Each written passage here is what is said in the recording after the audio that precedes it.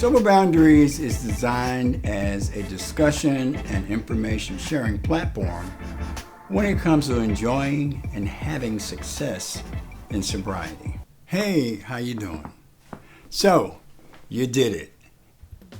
After what seemed like a lifetime, you have a stable level of recovery. I never judge on how long you need to be substance free to say you're in recovery. Most of all, you must believe you're in recovery. So, congratulations. Remember, you will become what you believe you will become. Right now, you should have some basic goals, and so right now, I'm going to show you why I believe that nothing is impossible. This is my cocaine arrest record. And this is my diploma graduating from nursing school. So at this moment, you have no excuses that your goals cannot be reached. Whatever program of recovery you are in, stick with it.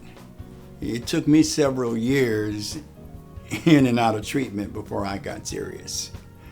Find a small circle of positive people that have stable recovery lifestyles. These people will at first seem superhuman, but they're not. Like I said earlier, they have become what they believed they would become. You will notice they don't do negative talk, they don't do war stories, and they do not live in the past except to remember lessons learned.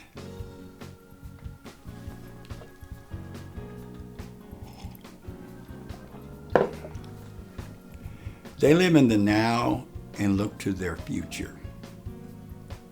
And remember, they will not allow you or anything else to jeopardize their sobriety.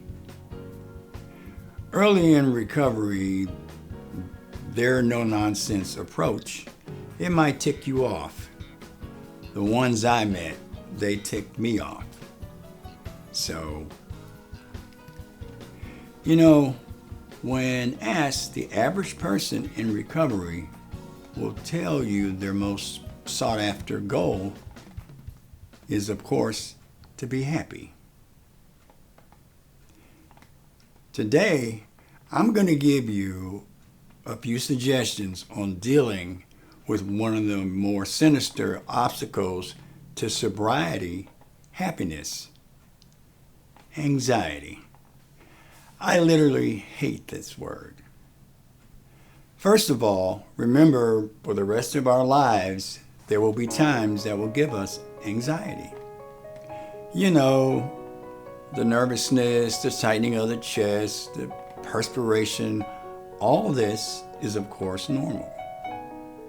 But now that we don't hide behind issues by using, we must learn how to deal with this obstacle to happiness. Okay, first things first. If you are under a doctor's care, they will sometimes prescribe medication for anxiety. I will just say this: get a second opinion. Why? Didn't we come into recovery to learn life skills instead of using? If a doctor believes your anxiety needs to be treated with medication, get a second opinion. We came into recovery to learn life-changing methods, not to lean on medication. Okay?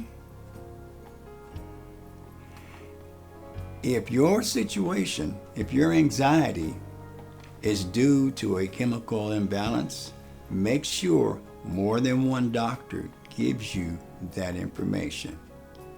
And make sure they don't know each other. Enough said. Okay, I have learned 4 ways to deal with anxiety. The first one involves knowledge. Now, listen very carefully. Anxiety and excitement are basically the same physical emotion. This means our bodies respond to anxiety and excitement the same way.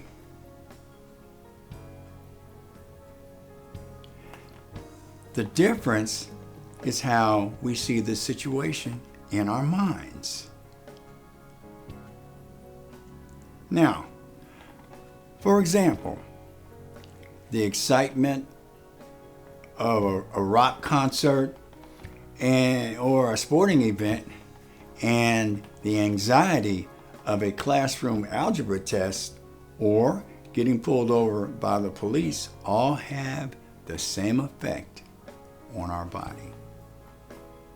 So basically, we have to learn to see stressful situations as we are just excited, and we will be okay. Stick with this technique, and over time, you will be amazed. Remember that recovery is the learning of new skills to stay clean and sober. So, when confronted with anxiety, remember to say to yourself, I'm just excited. This will pass, and I will be okay. The second technique requires us to focus on our breathing. At the first sign of anxiety, take a very deep breath from your diaphragm and then hold it as long as you can. When you exhale completely and empty your lungs of all this stale air. Doing this for 3 to 4 minutes should reduce and many times eliminate the anxiety symptoms. Now, this is because anxiety and this breathing technique causes a physiological conflict in our bodies. This means they can't exist together, so the anxiety is pushed away. Okay. The third technique requires you to over-focus on an object in a room, like a picture. Okay, focus on the picture and verbally describe every minute detail of the picture over and over and over and over and over until the anxiety subsides. It really works, okay? The last technique requires you to close your eyes and imagine a 24-second clock in your mind. Okay. Count down 24, 23, 22, and each time a random thought enters your mind, reset the clock and start counting down again. 24, 23, 22. Now, don't get frustrated because the chances of you getting down to 0 is probably none. But counting down will bring the anxiety symptoms down. Okay. Try each of these techniques until you find which ones work best for you.